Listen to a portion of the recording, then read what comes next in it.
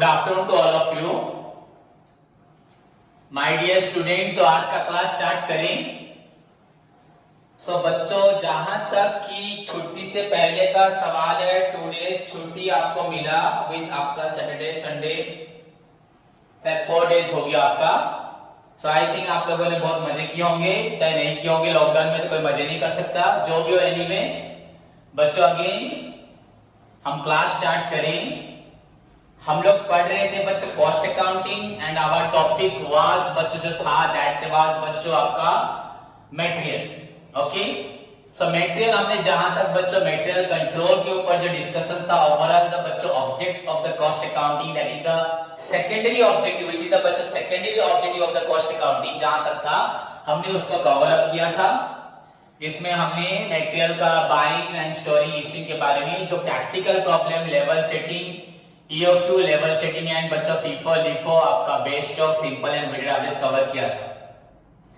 And जहां तक बच्चों the basic fundamental theory of the material, what is material, types of material आपको बताया था। But and apart from the basic theory, the another theory बच्चों, what do you mean by purchasing, that आपका what is the purchase, what do you mean by purchasing, scientific purchasing, what are the scientific purchasing are your methods of scientific purchasing, then types of purchasing, then storing, types of storing, wastages बच्चों, some other बच्चों very important या relevant theories are there that I will discuss with you बच्चों later on, बाद में clear discuss करूंगा, आपको याद भी करवाऊंगा, आपको मालूम है।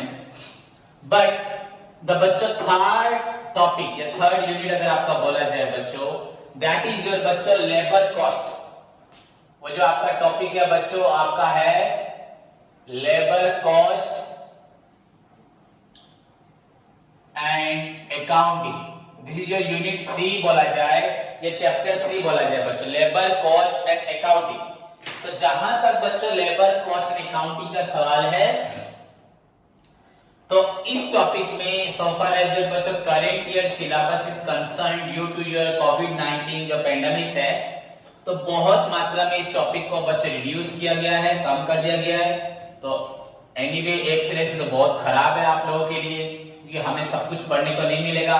पर जो लोग पढ़ना नहीं चाहते उनके लिए तो बच्चों बोनस है कि जाओ उतना ही मार्क्स रखेंगे, पर पढ़ना कम पढ़ना पड़ेगा, उससे ज्यादा मार्क्स मिल जाएगा। सो एनीवे बच्चे, जो भी हो आवर करेंट टॉपिक बच्चे labour cost and accounting.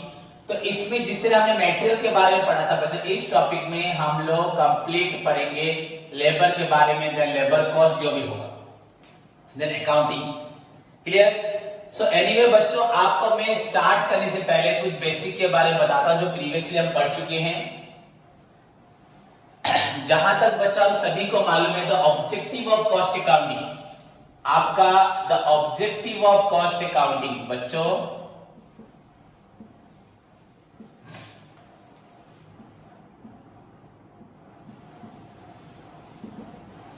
Objective of बच्चों कॉस्ट अकाउंटिंग आपका है असर्टेनमेंट ऑफ कॉस्ट,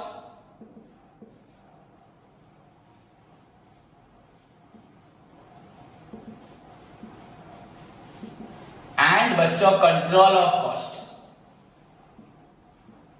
या कॉस्ट असर्टेनमेंट एंड बच्चों कॉस्ट कंट्रोल। ये आपके ऑब्जेक्टिव है कॉस्ट अकाउंटिंग के, primary objective and secondary objective के रूप में आप ले सकते हो।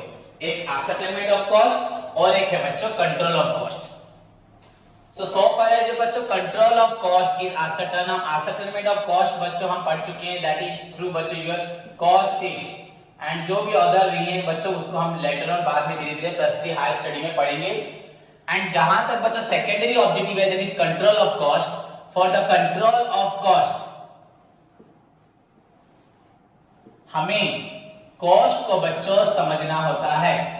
सो अगर कॉस्ट को अगर हम समझते हैं बच्चों, cost can be classified into 3 categories, and the number 1 is your बच्चों material, number 2 is labour, and number 3 बच्चों आपका है expenses. Material, labour and expenses. And जहां तक बच्चों मटेरियल का सवाल है हम पढ़ चुके हैं, एंड जो थोड़ा बड़ा है मैं बताऊंगा आपको बच्चों, थोड़ा बहुत है। एंड सेकंड है बच्चों लेबर। तो हम लोग आज आके पहुंचे बच्चों लेबर पे।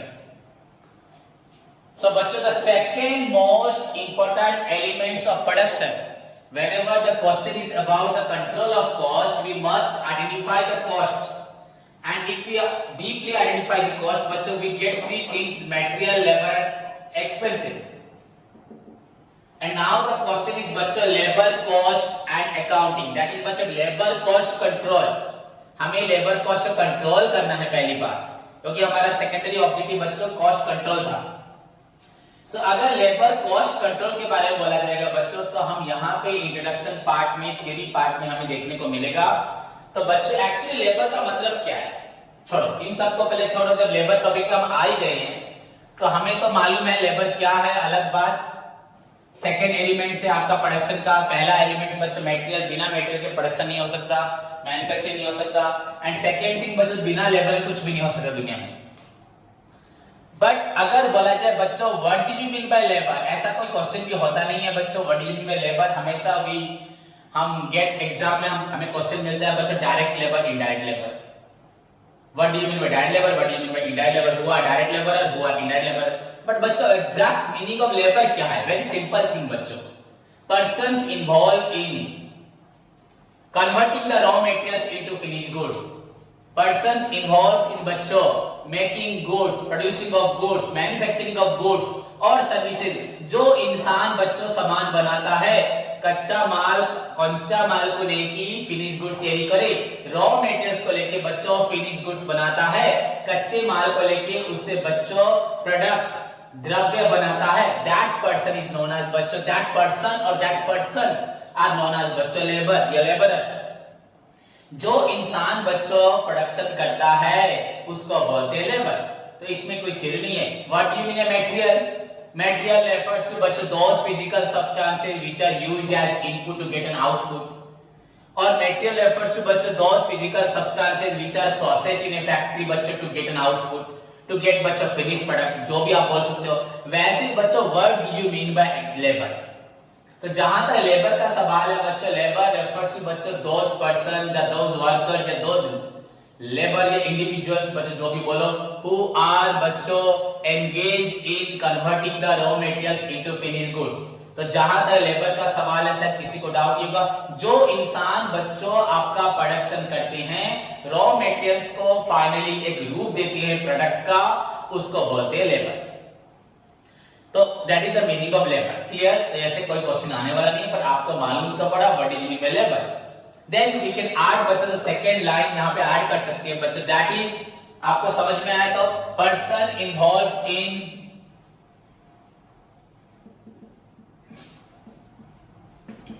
Converting the raw materials into finished goods. आप बोलोगे सर मशीन से भी आजकल हो रहा है. हाँ मशीन से भी हो रहा है, तो मशीन को लेबर तो नहीं बोलेंगे ना. तो अभी लेबर के बारे में बोले, person involves in converting the raw materials into finished goods.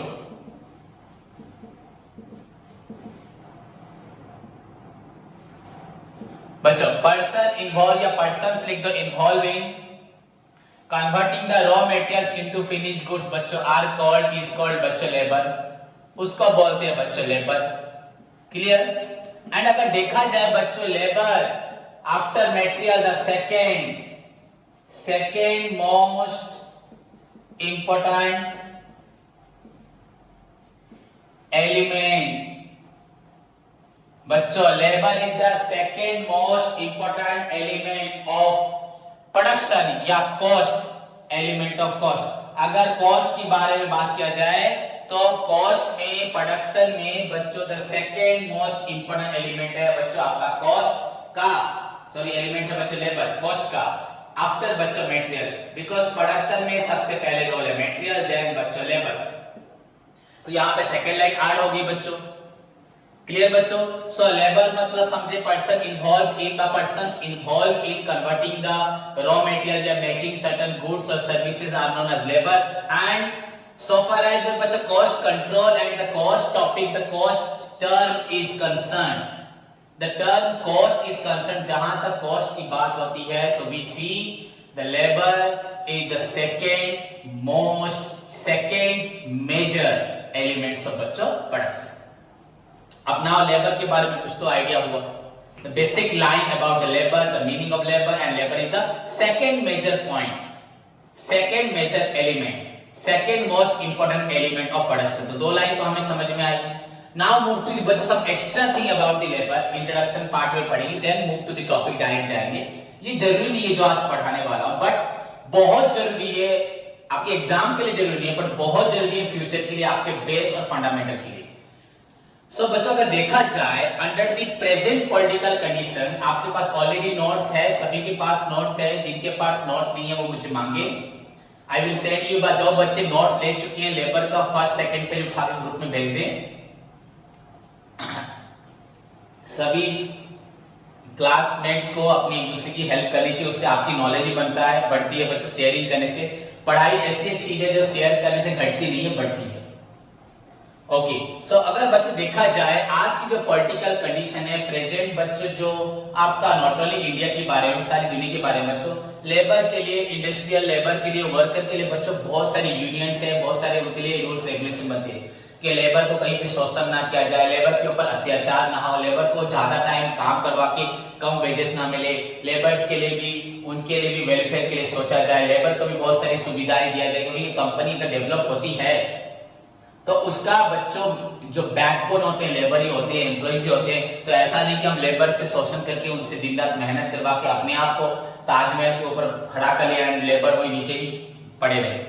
तो इसलिए बच्चों लेबर के बहुत सारे रूल्स रेगुलेशन बनते हैं, लेबर को बहुत सारी फ्रीडम्स मिलती है, उनका वेजेस इतना है, उनका एक्स्ट्रा फैसिलिटीज इतना है, उनका इतना टाइम काम करना है, उनके ऊपर अत्याचार कर सकता है, नहीं कर सकता। तो number of rules and regulation बच्चों लेबर के लिए, उनके बचाव के लिए, उनकी सेफ्टी के लिए, उनके फ्यूचर के लिए, उनके प्रेजेंट के लिए बनाए जाते हैं।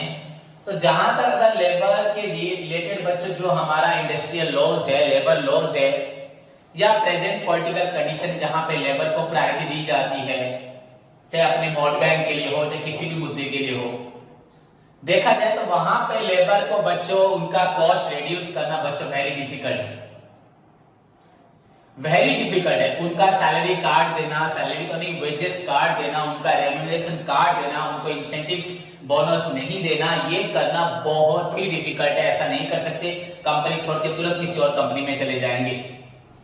अगर आज रिलायंस जियो इंडिया में टॉप लेवल पे अगर है बच्चों, वर्ल्ड में अगर अच्छे रैंक पे आ रहा है, तो उसके लेबर की वजह से अगर वो पेमेंट नहीं करेगी लेबर, तो लेबर छोड़ के एयरटेल के पास रहेगा और किसी कंपनी के पास रहेगा, तो रिलायंस एक दिन में नीचे गिर जाएगी। टावर को अगर मैनेज नहीं करोगे, अगर उनकी जो भी इक्विपमेंट्स हैं उसको अगर ठीक से आप अप टू डेट मेंटेनेंस नहीं करेंगे, तो आप नहीं रह पाओगे। एक दिन दो दिन में ही सब कुछ वेस्ट हो जाएंगे। एवरी डे आपको चाहिए उसके लिए मेंटेनेंस के लिए, रिपेयर के लिए। तो लेबर का रोल जो बच्चों बहुत ही बड़ा होता है, इसको बिल्कुल भी आप अनदेखा नहीं कर सकते। सो बच्चों इनको कंट्रोल करना मुश्किल है, बट मैंने लेबर कॉस्ट रिड्यूस करना मुश्किल है, बट कंट्रोल तो हम करेंगे। कैसे करेंगे बच्चों? अगर देखा जाए, मैं आपको सिंपल सी बातें बताता हूं जो आप सभी को मालूम है, पर आप सभी ध्यान नहीं देते हो। अगर मैं लेबर के फैक्ट्री में, पहले तो सुनो, लेबर को प्रॉपर हम रिक्रूटमेंट अच्छे से करेंगे। मैनेजमेंट पार्ट जो रहा, रिक्रूटमेंट होगा, देन बच्चों सिलेक्शन होगा। Recruitment is the process of searching और prospecting employees and encouraging them to apply for the job in the large scale. Workers को बच्चों पेपर में, न्यूज़पेपर जो आपको टेलीविजन पे या इंटरनेट पे या मैगजीन्स पे या लिपलेट जो पैम्पलेट होती है, बुकलेट्स जो भी आप बांटते हैं बच्चों, उस पर बांट के लोगों के लिए आप बहुत सारे इश्तिहार डालेंगे, इन्विटेशंस देंगे। इस कंपनी में बच्चों ये जॉब निकल रही है, इतनी जॉब्स है, ये सैलरीज है, ये फ्यूचर है, ऐसे देख के आप लेबर को इनवाइट करेंगे। दैट इज बच्चों done under recruitment process. Then आपको देन उसके बाद सिलेक्शंस करना है, देन सिलेक्टेड एम्प्लॉइज को सेंड करना है फॉर ट्रेनिंग के लिए, एंड ट्रेन एम्प्लॉइज को बच्चों आपको जॉब देना है, प्लेसमेंट देना है, देन उसके बाद रेम्यूनरेशन देना है। तो वो जहां तक मैनेजमेंट का सवाल है वो तो काम हो चुका है। नाउ बच्चों उसके बावजूद भी लेबर आपके काम ठीक से करेंगे कि नहीं करेंगे, उस पर आपको ध्यान देना पड़ेगा, नहीं तो सर पे उठ के बैठ जाएंगे। तो बच्चों लेबर कंट्रोल अगर मैं सिंपली बताऊं बच्चों, अगर हमने मालूम लेबर का कॉस्ट नहीं कम कर सकते, वो छोड़ के चले जाएंगे, सैलरी नहीं काट सकते, पर बहुत सारे रेस्ट्रिक्शंस ला सकते हैं उनके ऊपर।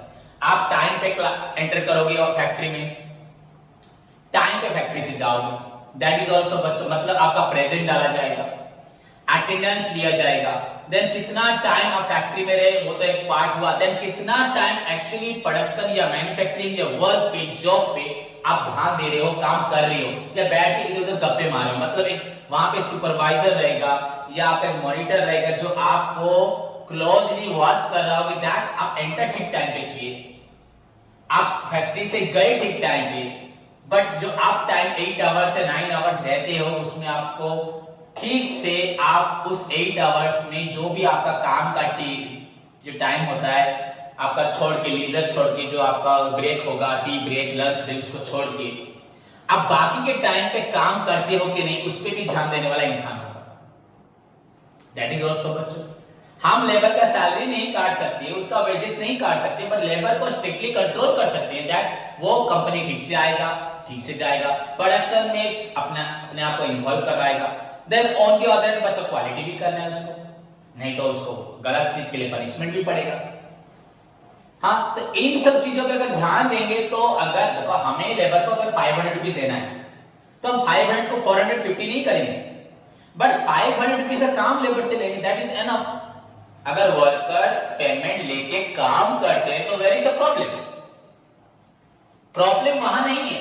आप बोलोगे पैसा देते हैं कुछ काम नहीं करते, आप काम करवाओ ना, आपको कौन मना करता है? आप उनको काम दो, आप मटेरियल चैप्टर को अच्छे से पढ़ो, मटेरियल्स अवेलेबल रखो, क्वालिटी मटेरियल्स रखो, मटेरियल्स का जो आपका कंट्रोल था during the purchasing, storing and इसी उसको आप अकम्प्लिश करो। देन लीव द आपका प्रोडक्शन, द मैन्युफैक्चरिंग प्रोसीजर बच्चों of the labour and the supervisor and the production manager, plant manager पे छोड़ दो, वो आपके लेबर को गाइड करेंगे, सुपरवाइज करेंगे। उसका मतलब नहीं कि लेबर की कॉस्ट को काट देना है बच्चों, लेबर को स्ट्रिक्टली कंट्रोल करना है, लेबर को आने जाने वक्त, काम करते वक्त हर चीज में ध्यान देना है। तो डेफिनेटली लेबर काम करेंगे, अगर काम करते हैं उनसे हमें काम मिलता है तो 500 या 1000 देना उनका भी जो कॉस्ट है उससे हमें कोई भी इफेक्ट पड़ेगा नहीं, उससे कंपनी को कोई भी इफेक्ट नहीं पड़ेगा, लेबर ठीक से काम करेगा। क्लियर? तो मतलब बच्चों under the present political condition, वहां पे जहां पे लेबर का फोर्स है, यूनियंस है, पॉलिटिकल सिस्टम्स है बच्चों, where the priority is given to the labour, it is too difficult बच्चों, वेरी डिफिकल्ट है बच्चों आपका कंट्रोल करना लेबर कॉस्ट को कम कर देना, रिड्यूस करना डिफिकल्ट है। Unlike material you can also control the materials, but यहां करना मुश्किल है। But we can control labour cost को रिड्यूस करना मुश्किल है बच्चों, but we can control the labours, हम कंट्रोल कर सकते हैं। कंट्रोल बाय बच्चों लेबर कंट्रोल की जितने भी हम प्रोसीजर जब हम मेथड्स या टेक्निक से पढ़ेंगे फ्रॉम द बिगिनिंग बच्चों, कंपनी में ज्वाइन करने से लेके, कंपनी में घुसने से लेके, कंपनी छोड़ने से लेके हर चीज पे ध्यान देना है। तो उसको अगर प्रॉपर्ली अगर करते हैं तो बच्चों अगर हम वर्कर से उनका काम ले लेते हैं that is enough to manage the, to maintain the, to ensure the labour control. अगर हमें लेबर कंट्रोल ही करना है तो बस हमें ध्यान देना है बच्चों लेबर काम करे, एफिशिएंटली काम करे, इफेक्टिवली काम करे, that is enough to get our objectives of labour cost control. Okay, and बच्चों लेबर वैसे भी लेबर अनपढ़ होते हैं, हाँ आजकल एजुकेटेड भी हैं, पर बेसिकली बच्चों उनका जो यूनियन अगर कोई कुछ बोल दे तो उसका इंपैक्ट सब पे पड़ता है। एक लेबर छोड़ रहा है तो उसके केस सारे चले जाते हैं, एक अगर मैनेजर को रिस्पेक्ट दे रहा है तो सारे देते हैं, ऐसा होता है। तो बच्चों यहां देखो आप हर चीज को फॉलो करो, आप लोग भी क्लासेस में आते हो, क्लास ज्वाइन करते हो, अगर एक स्टूडेंट हेलो सर, नमस्ते सर बोलता है तो सभी बोलते हैं, अगर एक नहीं बोला कोई नहीं बोलते। तो क्योंकि तुम लोग हमेशा सराउंडिंग से इफेक्ट अपने आप को करते हो, you don't have your own identity, नहीं बनाते। तो हमें मालूम है लेबर्स बच्चों जैसे कि एक टमाटर अगर सड़ जाए सारे टमाटर सड़ जाते हैं, बिकॉज टमाटर बच्चों पेरिसेबल है, आपका ग्रेप्स पेरिसेबल है जिसका लाइफ बच्चों बहुत कम होता है, सड़ जाता है, खराब हो जाता है। वैसे ही अगर लेबर बच्चों का देखा जाए तो एक लेबर अगर जाता है तो उसको देख देख के दूसरे भी चले जाते हैं, और उनको अकल नहीं होती। इनफैक्ट उनकी लाइफ में जाने के बाद कल से खाने को नहीं होगा, जीने को प्रॉब्लम होगा, घर पे वो कुछ अपने आप को चला नहीं पाएंगे, फिर भी उनको फर्क नहीं पड़ता, वो ऐसे ही रहेंगे, बट स्टिल वो अपने आप को रूल्स रेगुलेशन प्रिंसिपल्स के अंदर डालने के लिए वो लोग इतनी जल्दी अपने आप को अलाउ नहीं करते, बिकॉज उन लोगों में ये दिमाग नहीं होता। तो इस चीज को कंपनी को समझनी है, मैनेजमेंट को समझनी है, कॉस्ट अकाउंटेंट को समझनी है, कॉस्ट अकाउंटिंग में जो भी प्रोसीजर्स है उसको समझना है। तो हम लेबर को ट्रेन कर सकते हैं, हम लेबर के अंदर वो सोच ला सकते हैं, पर उनके अंदर वो सोच नहीं है। तो हम उनके अंदर डिसिप्लिन ला सकते हैं, हमें उनके अंदर एक मैनेजमेंट लाना है, अपने अंदर एक मैनेजमेंट लाना है, सो दैट लेबर कंट्रोल कर सके। That is why labour cost control is very important and the second most element of production. अगर देखा जाए प्रोडक्शन या कॉस्ट का सेकंड एलिमेंट भी लेबर है, सो लेबर कॉस्ट टॉपिक पढ़ना जरूरी है। खत्म बच्चों। एंड लेबर का मीनिंग तो आपको बता चुका हूं, लेबर्स आर द पर्संस बच्चों, इन्वॉल्व इन, पर्सन बोलो तो इन्वॉल्व, पर्संस बोलो तो involve in manufacturing of goods और सर्विसेज या conversion of raw materials into finished goods and it is the second major elements of production, second most important elements of production, element of production. हर चीज को बच्चों reduce कर सकते, labour को reduce नहीं कर सकते, but we have a proper control over the labour, that is बच्चों लेबर कंट्रोल। क्लियर? तो अगर हम लेबर के बारे में थोड़ा एक्स्ट्रा जानना चाहेंगे बच्चों, we can classify the labour like material की तरह बच्चों हम लेबर को क्लासिफाई कर सकते हैं into two categories and that is your बच्चों direct labour and your indirect labour.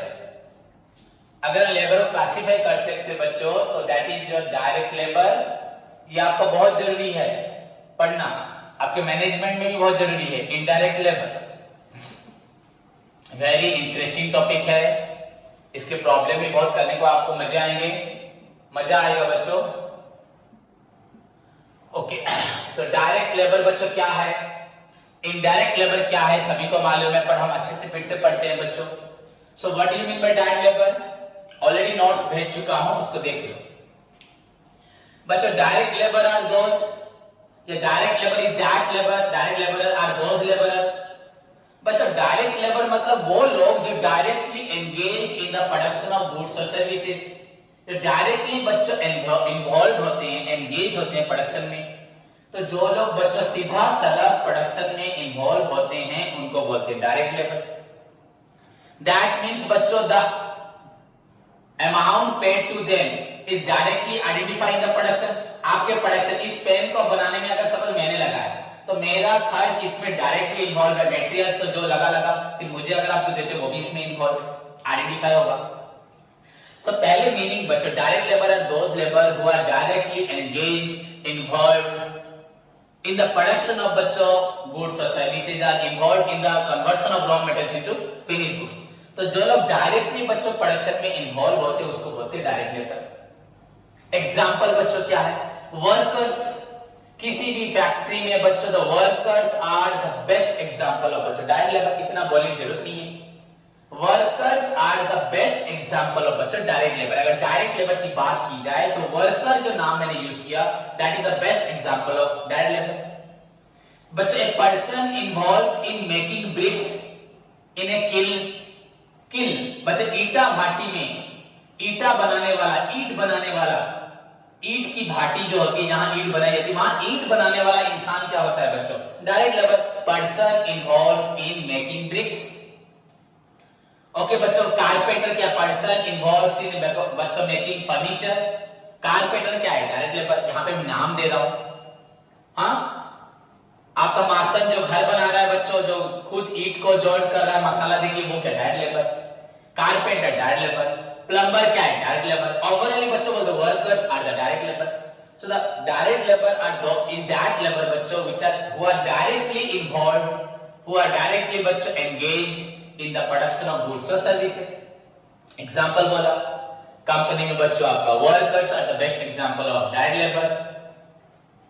Okay, समझ में आया कि नहीं आया? ओके बच्चों, अगर एक सुपरवाइजर या मैनेजर बच्चों are also involve in, supervisor एक या दो जो भी हो, बस सुपरवाइजर एंड द मैनेजर अगर इन्वॉल्व इन बच्चों इन ए पर्टिकुलर बच्चा प्रोजेक्ट या वर्क या जॉब में इन्वॉल्व है, वो काम करना उनको वर्कर से करवाने के लिए उनकी रिस्पांसिबिलिटी बहुत ज्यादा है। सो इन दैट केस बच्चों that particular supervisor, that particular manager also known as direct labour. ये बहुत एक्सेप्शनल केस में जहां पे बच्चे actually workers are the best example, पर वर्कर के साथ अगर एक प्रोडक्शन को करने के लिए पूरी जिम्मेदारी सुपरवाइजर या प्लांट मैनेजर या प्रोडक्शन मैनेजर दी जाएगी, तो वहां पे उस प्रोडक्शन मैनेजर को भी बच्चों डायरेक्ट लेबर की आख्या या डायरेक्ट लेबर का नाम दिया जाएगा। But usually supervisors are indirect, वो प्रोडक्शन नहीं करते। मैनेजर्स आर आल्सो बच्चों indirect. but if they are allotted a particular job, work, process to बच्चों finish with the workers, worker के साथ लग के उनको खत्म करें, in that situation, in that particular बच्चों case, that supervisor, that manager बच्चों is also treated as your direct. Clear? Then you can also write बच्चों some features, जरूरी नहीं है, but some features of direct labor. They are directly engaged in the production of goods or services. The amount paid to direct labor बच्चों is known as direct wages. इसको क्या बोलेंगे? इनको जो पेमेंट देंगे बच्चों इसको क्या बोलेंगे? Direct wages. जो अभी तो हम वेजेस पढ़ते थे बच्चों, wages. The amount paid to them बच्चों is directly identified in the production. Production में डायरेक्ट दिखाई देगा, खर्च लगा ही लगा है. क्यों आपका 10 रुपए का सामान क्यों 15 रुपए हो गया? क्योंकि लेबर का कॉस्ट 5 रुपए है. They are directly allocated in the production बच्चों. So 2-3 पॉइंट्स बच्चों एनफ है. एग्जांपल वर्कर्स बोला, मासन बोला, प्लम्बर बोला, कारपेंटर बोला. They are the direct labor. Clear? Then बच्चों move to the indirect labor.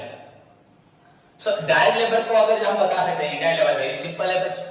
Indirect labor is that labor बच्चों who is not directly involved या engaged in the production of goods or services. जो directly production of goods और service में involve नहीं होता उनको बच्चों बोलते हैं indirect labour. No problem. That means बच्चों they are not directly, their work is not directly identified production. Production में उसका काम नहीं दिखाई देगा डायरेक्टली, इनडायरेक्टली होगा. एग्जांपल कंपनी में gate keeper, peons, clerk, supervisor, managers, gate keeper से लेके आपका टाइम कीपर, स्पीड बॉस, जितने ये लोग हैं, दे आर ऑल बच्चों आपका वर्कर्स को छोड़ के gate keeper, time keeper, guard, watchman, आपका सुपरवाइजर, प्लांट मैनेजर, जितने दूसरे मैनेजर हैं, दे आर ऑल बच्चों indirect labour. Clear? And the amount paid to them बच्चों is known as indirect wages. इसको बोलेंगे indirect wages. Their work, their cost is not directly identified in production, directly allocated to the production.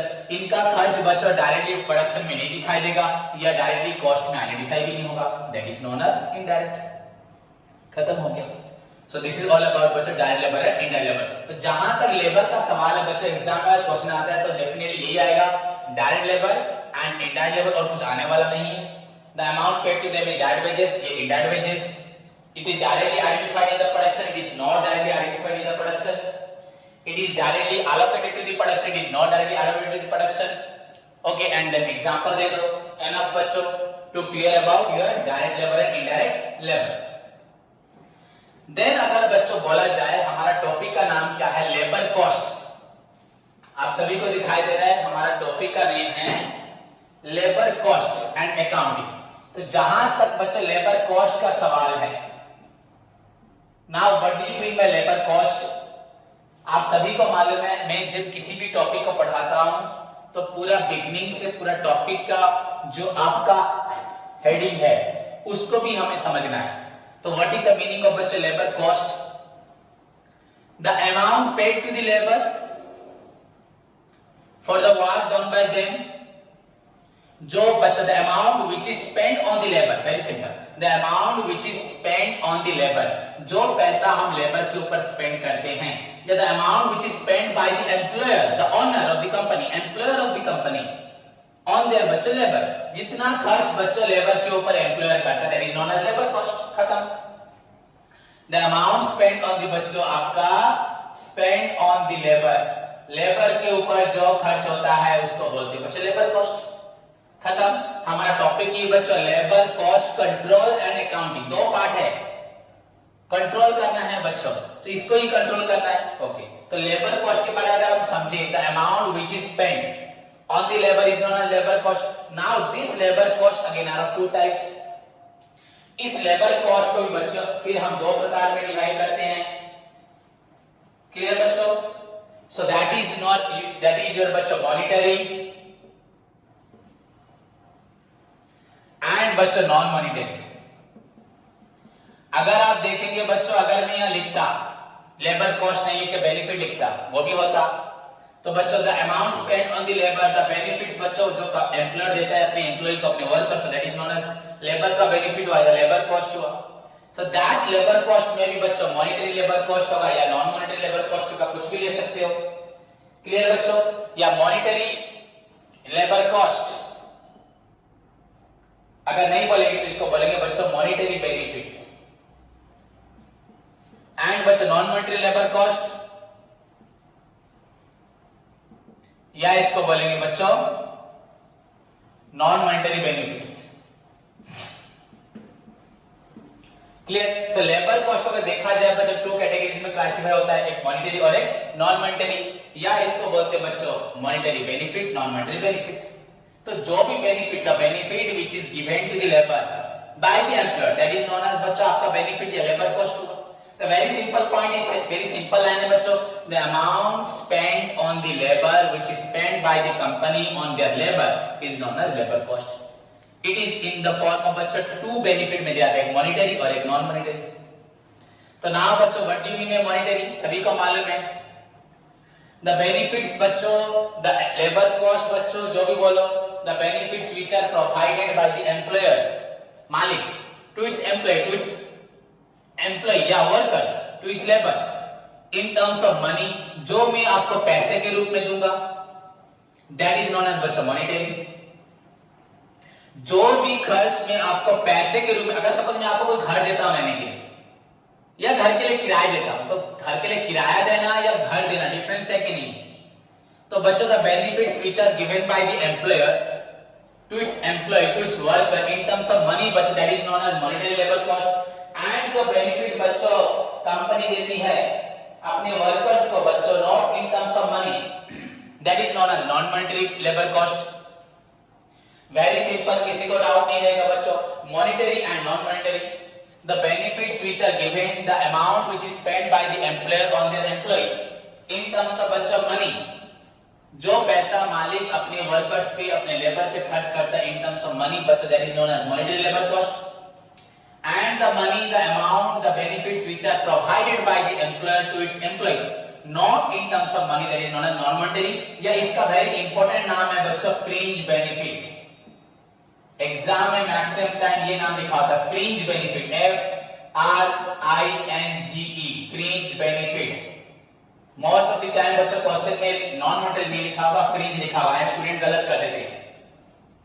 So the benefits which are given by the employer to its employee but in terms of money, that is known as monetary, and the benefits which are given by the employer to its employee बच्चों not in terms of money, that is known as non monetary या fringe benefits।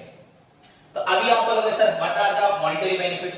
बच्चों मैं आपको जो bonus, जो आपको sorry जो salary दूंगा, जो वेजेस दूंगा, रेम्यूनरेशन, हर दिन वेजेस, वो तो पैसे में दूंगा ना ये क्या आपको मैं बोलूंगा कि कुछ सामान ले जाओ, कुछ ग्रोसरी ले जाओ, अगर क्लॉथ कंपनी है तो क्लॉथ ले जाओ, वो क्या दूंगा क्या?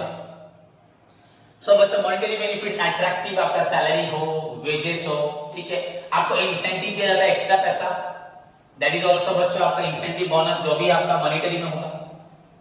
ओल्ड एज पेंशन, आप रिटायर होने के बाद आपको सामान मिलेगा, घर मिलेगा, खाना मिलेगा। रिटायरमेंट में बच्चों आपको पैसा मिलेगा, एक्स्ट्रा पैसा मिलेगा, दैट इज बच्चों ओल्ड एज पेंशन।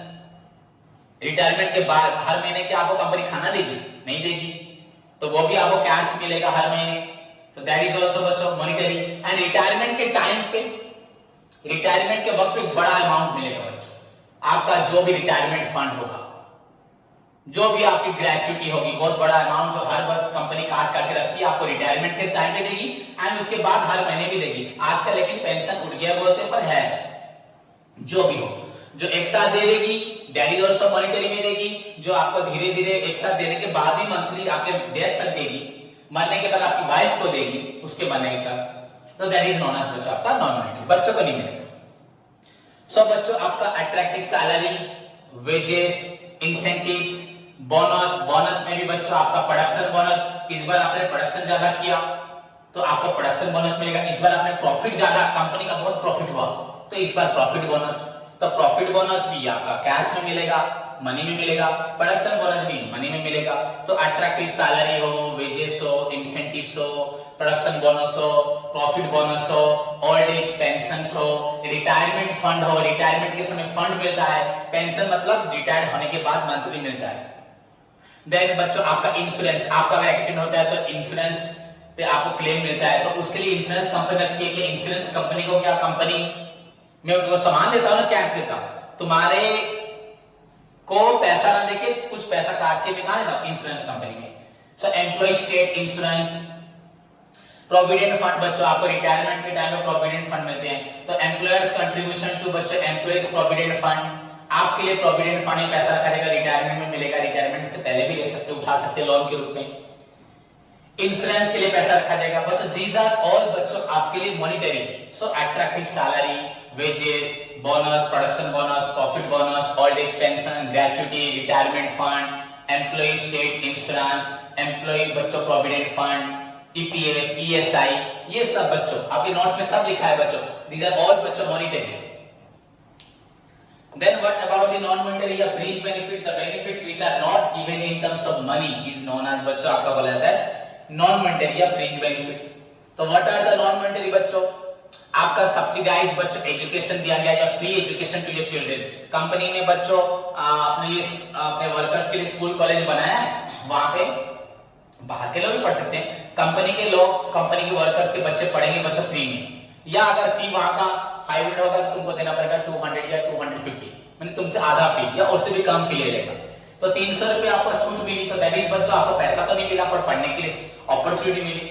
तो ये free education to children, subsidise education to children, subsidise मतलब कुछ डिस्काउंट, कैंटीन फैसिलिटीज या सब्सिडाइज बच्चों कैंटीन, आपको कैंटीन में फ्री खाना मिला है या छूट में खाना मिल रहा है, जो खाना बाहर में अगर एक मील खाते हो बच्चों 30-40 रुपए का, वही खाना फैक्ट्री में 10 रुपए का मिलेगा।